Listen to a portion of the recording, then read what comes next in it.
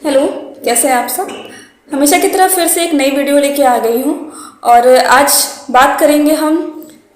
मैं हमेशा ज़्यादातर करके आपने देखा है कि अपनी बाकी की सारी वीडियोस में मोटिवेशन की बात ज़्यादा करती हूँ और इसमें भी मैं मोटिवेशन के बारे में और पॉजिटिविटी के बारे में ही बात करूँगी। हालांकि ये जो पॉजिटिविटी और मोटिवेशन होता है ये इनर होता है, आपको अंदर से ही आता है। अगर ये बाहरी है तो ये थोड़े दिन में ख़त्म हो जाएगा और आपको फिर से कहीं ना कहीं मोटिवेशन लेने की ज़रूरत पड़ेगी। लेकिन जब ये इनर आपके अंदर होगा मोटिवेशन, तो फिर आप कभी भी हारोगे नहीं, कभी भी नहीं हारोगे, आप हमेशा आगे बढ़ते जाओगे। और हो सकता है कभी आपको कुछ टाइम के लिए लो फील हो, लेकिन आप फिर से अपने आप को संभाल लोगे। लेकिन अगर आप बाहरी दुनिया में देख के आप मोटिवेशन ले रहे हो तो प्लीज़ ये बंद कर दो, क्योंकि ये सिर्फ कुछ टाइम के लिए रहता है। और जैसे कि मतलब मैं आपको सिखा रही हूँ ये चीज़ कि आप अंदर से मोटिवेट कैसे होगे, क्योंकि बाहर से क्या आप मेरे से कुछ बातें सुन लोगे, कुछ बातें आप मेरे को किसी ने आप बहुत अच्छी बातें आपको बोल दी, या फिर मान लीजिए आपने किसी का काम, कोई बहुत अच्छा काम कर रहा है, आपने उसका काम कॉपी कर लिया, आप उसका काम करने लगे कि मैं अभी इस फील्ड में काम करने लगूँ तो मेरा भी काम अच्छा होगा, बेटर होगा और मैं आगे बढ़ जाऊँगा या बढ़ जाऊँगी। तो देखिए ऐसा हर केस में ऐसा नहीं सही होता है, पॉसिबल नहीं होता है। मान लीजिए कोई इंसान कोई काम कर रहा है और उस काम में वो बहुत आगे बढ़ रहा है, लेकिन वो उसकी पर्टिकुलर अपनी हॉबी है, उसमें उस काम में उस इंसान का अपना इंटरेस्ट है, लेकिन आपका जो इंटरेस्ट है वो किसी और काम में है, तो आप उस काम में आगे तो नहीं बढ़ पाओगे ना, है ना। मैं सही बोल रही हूँ शायद कि आप उस काम में आगे नहीं बढ़ पाओगे। तो आपको जो इसमें अब आपको थोड़ा सा एनालाइज करना होगा कि जो आपको अपना इंटरेस्ट बढ़ाना है वो अपनी हॉबीज़ में बढ़ाना है, किसी और हॉबी में नहीं, किसी और की हॉबी में नहीं। क्योंकि किसी और की हॉबी में आप इंटरेस्ट बढ़ाओगे तो आपका काम और बिगड़ेगा।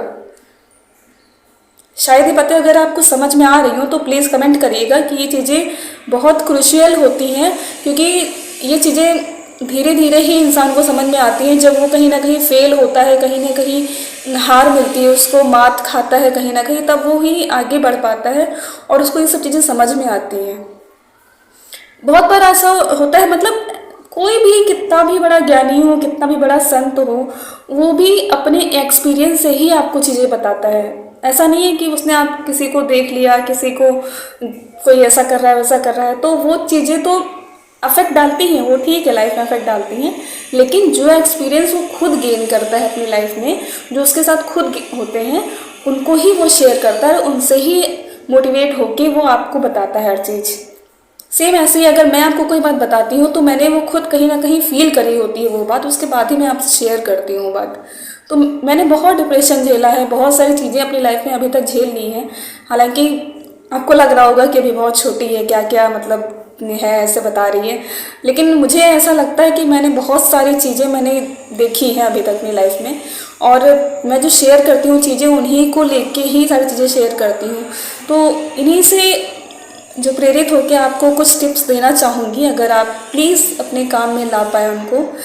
कि केवल मैं मोटिवेशन नहीं दे रही हूँ, सिर्फ आपको सिखा रही हूँ कि आपको अंदर से अपने मोटिवेशन कैसे लाना है। पहला पॉइंट तो ये है कि आप कोई भी काम अगर कर रहे हो ना, जैसे मान लो आपने किसी चीज़ को गोल बना के रखा हुआ है, तो आप उस पर डटे रहो एकदम, उसमें तब तक लगे रहो जब तक उसमें सफलता मिल ना जाए। आप प्रयास करते रहो। जैसे कोई काम आपको, अभी एग्ज़ाम ही हुआ था एसएससी 2024 का, मैंने भी दिया, हालांकि मुझे सफलता नहीं मिली क्योंकि मेरी तैयारी उतनी नहीं थी, और मैंने पहले ही बता दिया था कि मेरा एग्ज़ाम उतना अच्छा नहीं गया था, तो मुझसे कोई नंबर ना पूछे। नंबर मेरे अच्छे आए भी नहीं, फिर भी मैं बता देती हूँ, केवल 110 नंबर आए मेरे, और मेरी तैयारी भी अच्छी नहीं थी, तो मुझे कोई रिग्रेट नहीं है उस चीज़ का, क्योंकि मैंने इतना मन से तैयारी नहीं करी थी, इतना टाइम भी नहीं था मेरे पास।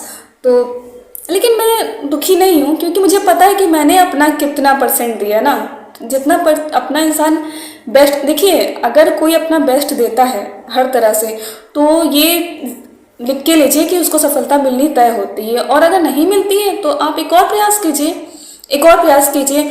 और अगर मान लीजिए कि आप किसी चीज़ में लगातार लगे हुए हो और उसमें सफलता नहीं मिल रही है, तो ये भी शिक्षा लेनी चाहिए कि शायद ये चीज़ मेरे लिए नहीं बनी है। आप किसी और फील्ड में बहुत अच्छा कर सकते हो, जिस फील्ड में आपको इंटरेस्ट हो। किसी भी चीज़ में कभी भी ज़बरदस्ती नहीं लगना चाहिए, चाहे वो पढ़ाई ही क्यों ना हो। बहुत बड़ी बात कह रही हूँ मैं, मतलब हो सकता है कि इससे कुछ लोग डिसएग्री हो रहे हो, क्योंकि देखिए पढ़ाई का मतलब ये नहीं, यही नहीं होता है कि पढ़ाई केवल आपको ABCD वाली पढ़ाई है तो चलो एक जनरल है कि आपको आनी चाहिए, लेकिन एजुकेशन जो होती है वो हर फील्ड की होती है।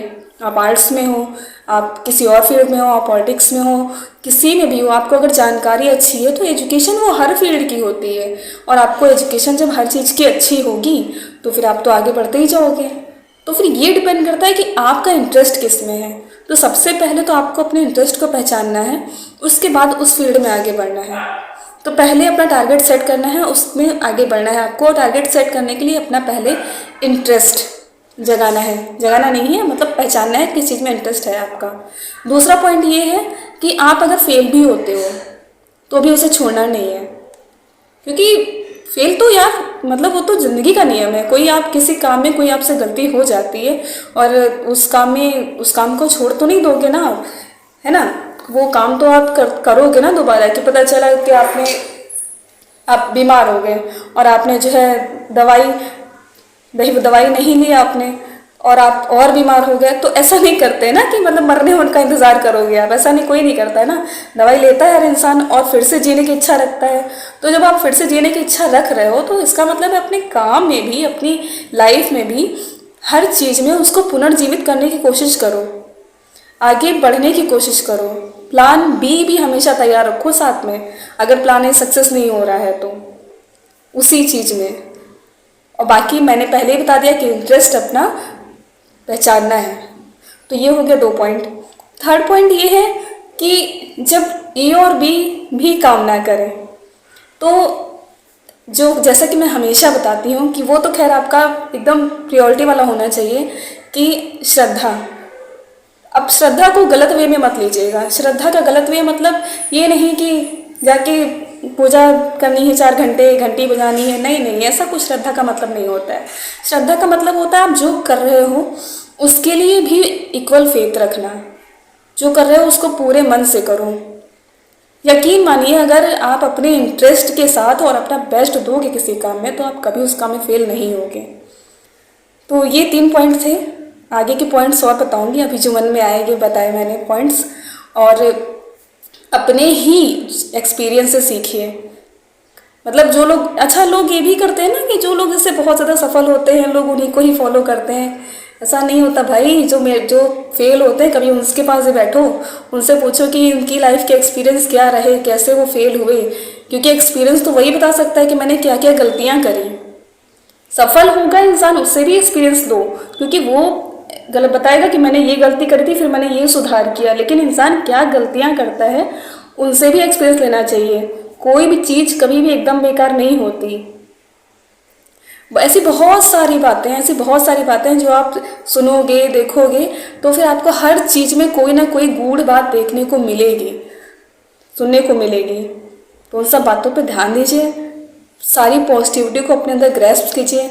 अभी जो बच्चे सीजल 2024, आई एम सॉरी मैं सीजल 2024 का नाम नहीं लेना चाहती, मतलब फिर भी, क्योंकि अभी मैंने भी दिया था रिसेंट में और मैं देख रही थी कि बहुत ज़्यादा लोग कट ऑफ एनालिसिस वगैरह सब कर रहे हैं।